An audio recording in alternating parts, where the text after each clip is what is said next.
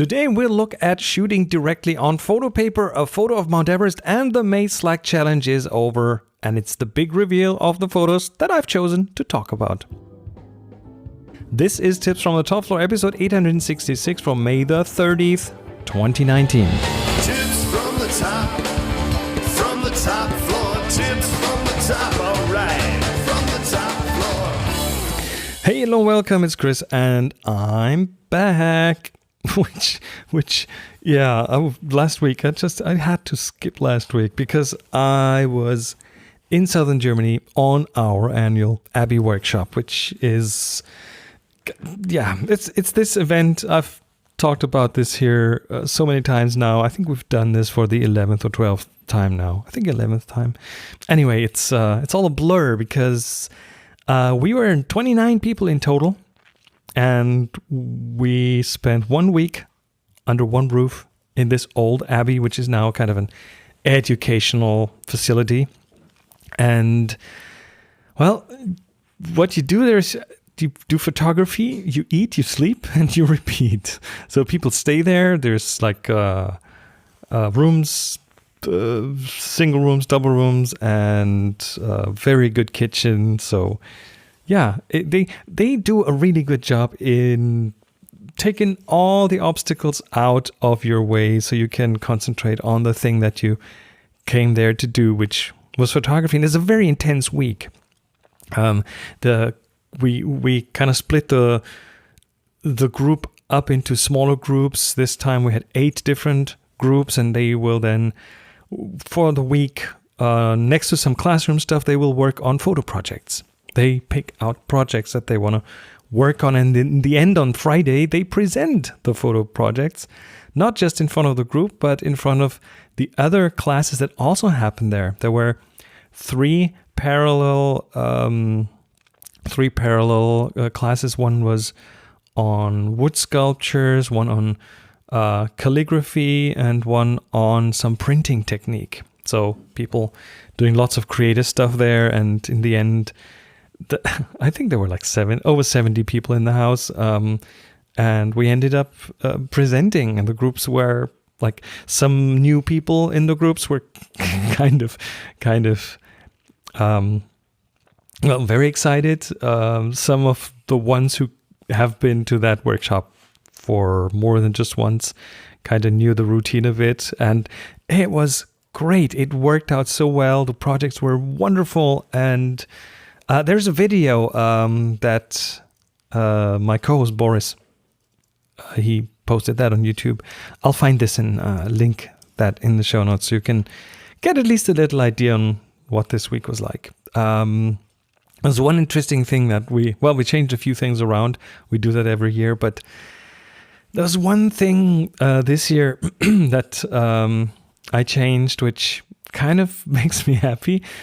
For maybe 2 or 3 years, I kind of forced the group. On the first day, we had like a couple of hours of analog work, with film.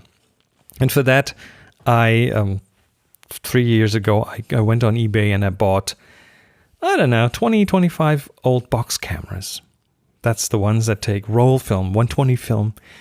And I handed out those cameras to everyone, gave them a roll of film. We showed them how to get the film into the camera, and then they would shoot analog for a couple of hours, and then we would go and develop that and give everyone that experience of not just what happens when you shoot a film and you're just used to digital. Like, all of a sudden, each shot is kind of worth something, has a physical property and has some actual monetary value, because you shoot the shot and you can't do that again. The piece of film is used, whereas your memory card, you can just delete it.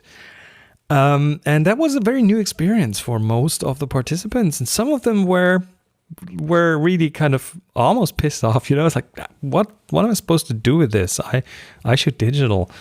Almost annoyed, And that was the first year. And then the second year, the same people who kind of initially were kind of annoyed, I think some of them had an epiphany, because the second year, people started bringing large format cameras, 4x5 field cameras.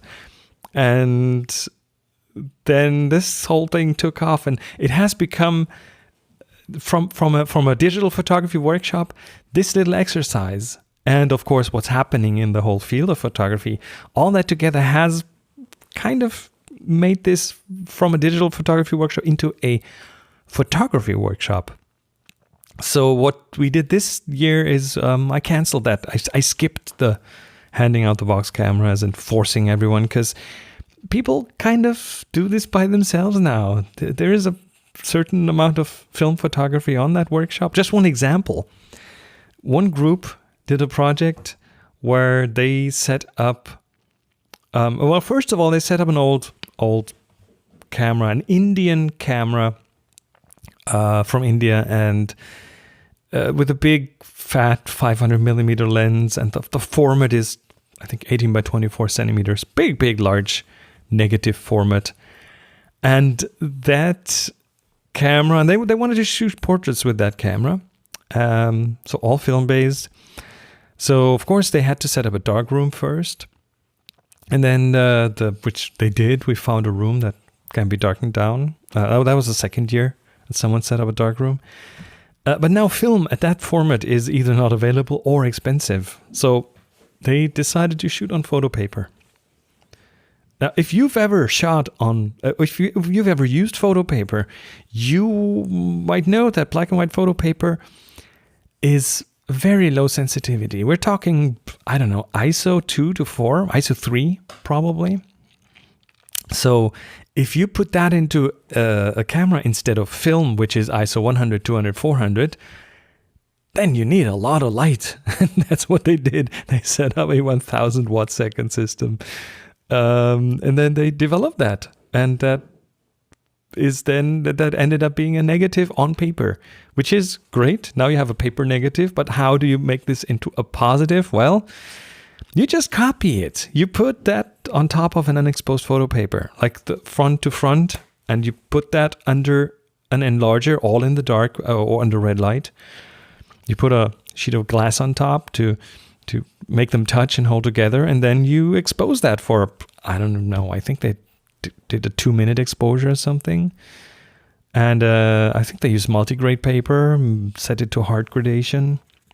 That's all film stuff. But anyway, they copied that through. They copied the paper negative onto a paper positive, and then developed that, and it ends up, not only does it end up looking pretty good. I was really surprised how good that looked. They had to experiment for a couple of days to get it right, so they learned a lot in that process.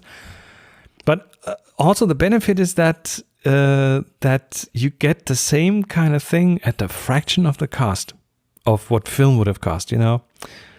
So that's a contact print at that size, does really work. It's really big enough. So kudos. But lots of other projects, but that was one of the ones that stood out because it was, it was analog. I love that.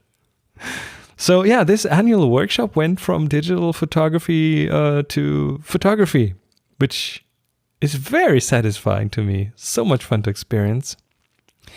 So yeah, it was an intense week. It was fun. It was a lot of learning, a lot of exchange, not a lot of sleep. And pretty much not a lot of time to produce an episode with everything that we did on them. So anyway, I'm back now. And today we'll have a look at the Slack challenge. And also Tom sent in a report from some teaching that he did. But let's get right in. Let's start with the Slack challenge. The Slack challenge that ends in May, which is right now, end of May. Is over. It was the low angle challenge, and Matt, our release pixie, Matt Rafsutar Armstead gave us that one, and I'm now going to look at 3 of those photos I've gone through. Link is in the show notes to the photos, so if you want to look at the photos. Now, a few of those are hosted on the Slack, so to see those, you might have to be logged into the Slack. If you're not a member, link is in the show notes as well. And I think one is on Flickr, which you can just look at right away. So let's start. Tom Stewart. The photo is A Sign of Spring. And what we see is a bunch of turtles. I think it's turtles on a log in the water. So there's a reflection. So very symmetrical photo. And there is something about low angles and reflections. So in order to get that photo, he had to be fairly low. Because that's what low angle does. It makes the reflection symmetrical. It makes it almost the same as the original. This does not happen when you take a reflection picture from higher up. First of all, you will not get as much of a reflection usually, just from the angle. But also, just imagine you're shooting from higher up onto something that's in front of water.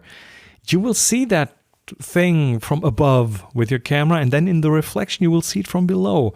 So you will not have that symmetry. Reflections change dramatically depending on how high or low you are. And in order to get this very symmetrical, you will have to see the subject and its reflections both from the front. And that's what Tom did there. So good job.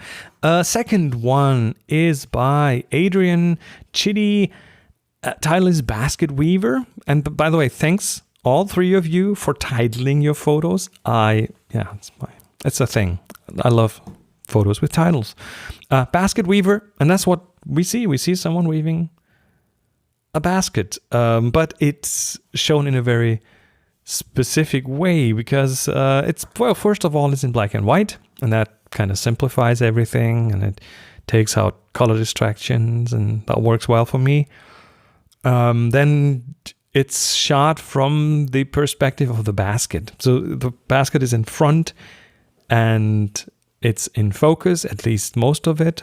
So the basket is the subject. And next thing you notice is the hands. The hands, I love hands in photos. They just tell so many stories. In this case, the hands, a bit of dirty fingernails. So it's a worker, you can tell. These are workers' hands, but they still have something very fragile. There's a ring on one of the fingers, so it doesn't look like a wedding band. It looks like just someone who likes to wear a ring with a big sort of a jewel or something on it. And then in the background, you see the actual owner of the hands, a man who's looking down, weaving that basket. And this picture really sells the low angle because it has to be from a low angle. So, Adrian, good job on that one. And last but not least, Eran Pinasov. Bug's View is the title of the photo, and it's pretty much as low as it gets. So, what you see is the camera is on the ground in a field or in a lawn, a meadow, I guess, with lots of, it's looking upwards, almost straight upwards, and it's surrounded by blades of grass and flowers, and you see everything from below. It almost looks like Eran dug the camera into the ground. If I would want to take a picture like this, I would have to use a really wide angle, and I'd have to get a shovel and dig the flowers into the ground, dig the camera into the ground among the flowers. But that's not what he did. He writes next to the picture, he used a GoPro Fusion 360, which is the 360 camera. So one of those cameras that has lenses on both sides, and it takes this all-around photo. And with that kind of a camera, it's fairly easy to get this kind of a fisheye view from far below, because you just put it on the ground and it'll do the job. And then later you can choose the perspective. Oh no, you cannot choose the perspective because that's where you place the camera, but you can choose the framing and probably even how wide angle you want this to be. And then in addition to that, it's also a selfie of Eran. He's leaning over the camera. You can see him wearing sunglasses and a hat and a backpack, and he's leaning over the flowers. He looks through a hole into that flower bed and onto the camera. And I love it. So all 3 photos, Tom, Adrian, and Aaron, a really good job. Everyone else, of course, too. Really happy. Thanks for your photos. You all did an excellent job. And this is where we're up to our next challenge. Release Pixie, Matt, Rhapsody Armstead. Take it away. Hello everyone, Rhapsody the Release Pixie here with another Tips from the Top 4 Slack challenge. We're wrapping up the May 2019 challenge, the low angle challenge. The entries, we've got quite a few entries this last time, and Chris should be reviewing those soon. So we've got to prep up for the next one. So the next challenge, which is good until the end of July 2019, we're going to do something get outside. I know in the Northern Hemisphere, it's getting on to summer, and in the Southern Hemisphere, it's unfortunately getting into the winter, or maybe not unfortunately, if you like winter. But we're going to encourage a little more outside with this next one. We've done landscapes and things like that before, but rather than that, let's try something a little different than that. We're going to do sky as the theme this challenge. So interpret that how you will, but let's see some sky photos. So get out, take some pictures. It could be day and night, sunrise, sunset, any of that, but let's feature the sky in the photos. As per usual, you got to be a member of the Tips from the Top Floor Slack to post a entry, 1 entry per person. Join the Slack channel for the July 2019 challenge. Host your photo on your favorite photo hosting website. Post a link to the challenge and get that all done by the end of July 2019. Good luck and happy shooting. Yeah, Sky. Thanks, Matt. So this is your next challenge, Sky, and you have until the end of July 2019. Now, here's how you participate in the Slack challenge. If you already have an account on the TFTTF Slack, it's free. Go to the new challenge channel named Challenge-July 2019. If you're already a Slack member, I'll put a link to the new channel in the show notes. If you're not a member of the TFTTF Slack just yet, what are you waiting for? It's easy to get on there. It's free. It's great. It's great community. A great community place. Check out tfttf.com/yslack to get access, or tap the link in the show notes. Our CIO, Rusty Russ, will be more than happy to get you on board. And again, as usual, there are no prizes to win. The reason for you to participate is to get off your butt, to get some motivation, to go out and get back into that photography mode. It's almost summer and it's time to get back into that mode. So get off your butts and work on your photo mojo. And as there's nothing to win other than, well, some practice and maybe me talking about your photo here, going out and taking a new photo will make you a better photographer. Don't just go pull out an old photo from your Lightroom catalog. Take a new photo. That's the point of these assignments. Again, you have until the end of May, and I'm looking forward to seeing your photos for the Sky Challenge. All right, let me say a quick thank you to this week's sponsor, HoneyBook. If you run a creative business, you know how to make your clients look good. But if you're struggling with tedious administrative tasks, let HoneyBook do the work and make you look good. HoneyBook is an online business management tool that lets you control your client communication, bookings, contracts, and invoices all in one place. If you're a creative freelancer or small business owner, HoneyBook helps you stay organized with custom templates and automation tools. You can even use HoneyBook to consolidate services you already use, like QuickBooks, Google Suite, or MailChimp. Over 75,000 photographers, designers, event professionals, and other entrepreneurs have saved hundreds to thousands of hours a year. It's your business, just better with HoneyBook. Right now, HoneyBook is offering you, the listeners of Tips on the Top Floor, 50% off your first year with promo code TOPFLOOR. Payment is flexible, and this promotion applies whether you pay monthly or annually. Go to honeybook.com and use promo code TOPFLOOR for 50% off your first year. Get paid faster and work smarter with honeybook.com, promo code TOPFLOOR. This episode is also supported by Nations Photo Lab. This spring, refresh your wall decor and get 15% off with Nations Photo Lab. Start with classic photo prints made by photographers for photographers, available in more than 60 sizes, so you can print as small as 3.5 by 5 or as large as 30 by 45. If you have photos that are more akin to museum quality artwork, print on canvas to create a scene of decor that belongs in the Louvre. To ensure your images look as vibrant as can be, try their best-selling metal prints, or if you have more of a down-to-earth vibe, put your images on wood print wraps. Print it on real wood for a rustic, unique look. Don't limit your wall decor dreams. Create a gallery wall the way you imagine by mixing and matching different wall art mediums. Ordering online is easy, so you can turn your Instagrams into instant memories that will last for years to come. Make every moment matter. Try Nations Photo Lab today and head to nationsphodolab.com. Use code TOPFLOOR for 15% off your order. That's nationsphodolab.com, code TOPFLOOR. And I thank them for the support.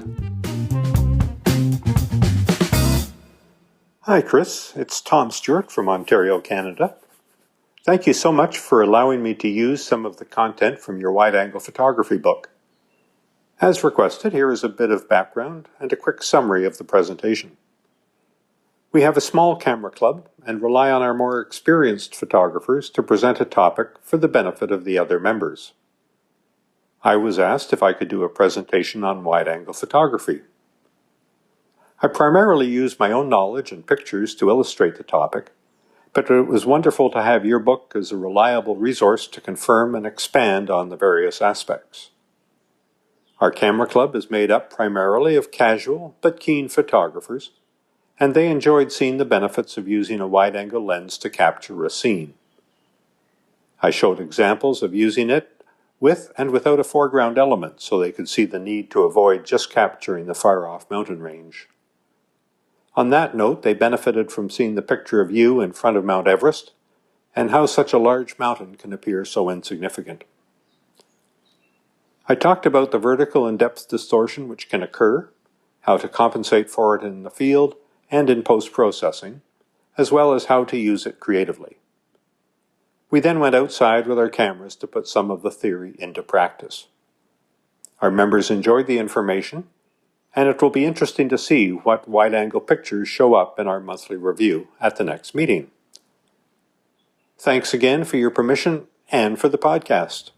Well, permission granted. Thanks for asking permission, but also, thank you so much for using the book, for using the wide-angle book to do some teaching, because, yeah, that's it, teaching others a new skill, or more than just one new skill. It's just something that feels so amazing to me, and in the end, I guess it's also one of the main reasons why I do this show, because it just, yeah, it's wonderful, and I do several other shows too, where I try to spread the word and have people like learn something. I've just, for example, just released a new episode of the future of photography. So anyway, the Mount Everest picture, the one that you just talked about, it's really one of those pictures that opened my eyes, right?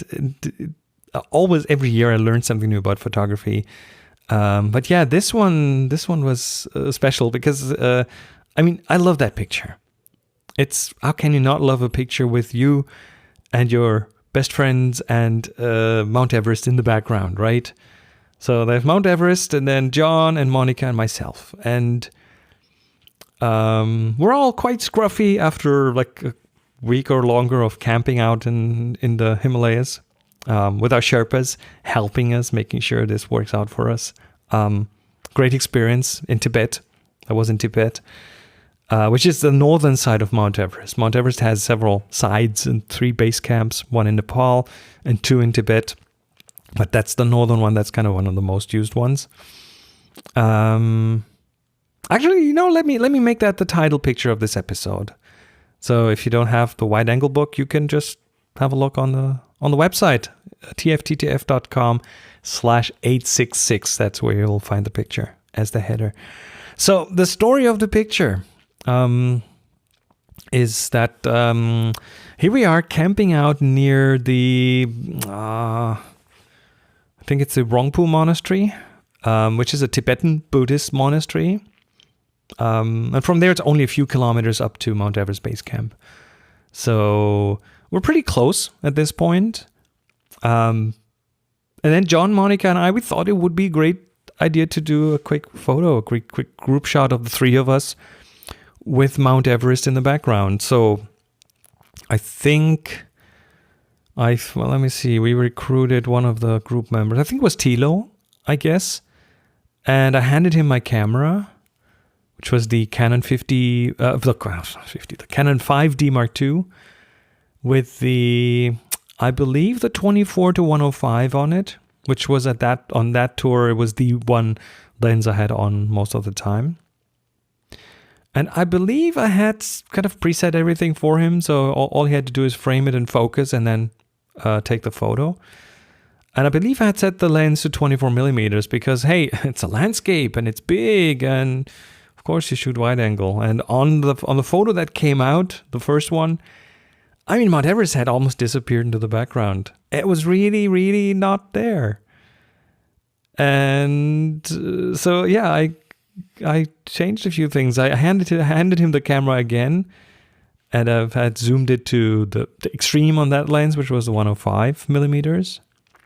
And he had to step back and try to find a composition, because more telephoto means you have to step back to get the same type of framing.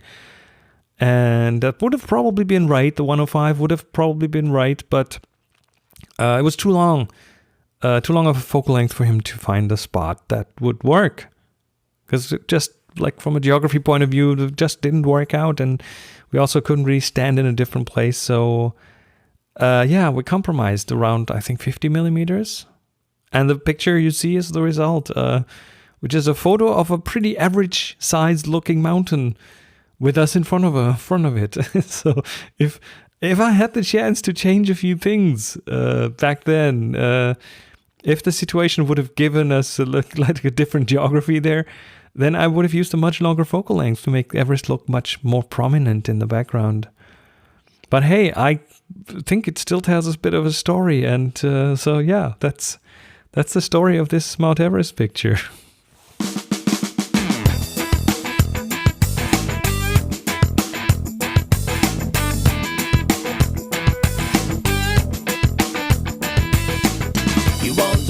And that was it for this episode of Tips from the Top Floor. Thanks again to Nations Photo Lab and Honeybook for sponsoring this episode.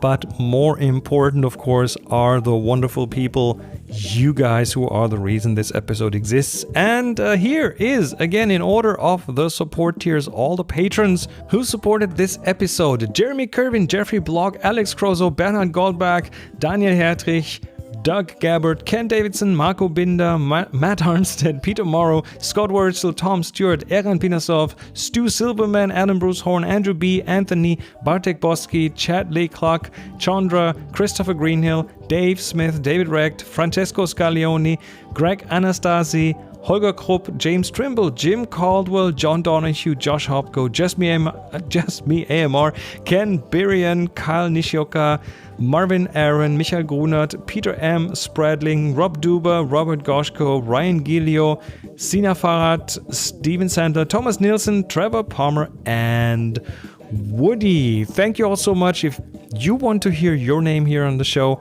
consider joining this illustrious group of awesome people at tfttf.com/Patreon. Thanks.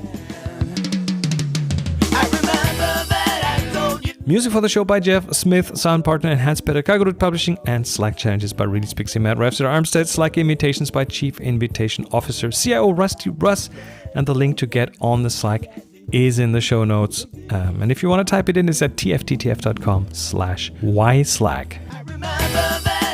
My name is Chris Marquardt. You'll find me on social media at Chris MarQuardt. Now go out and take amazing photos. Share them with the world. Be nice to each other. And happy shooting.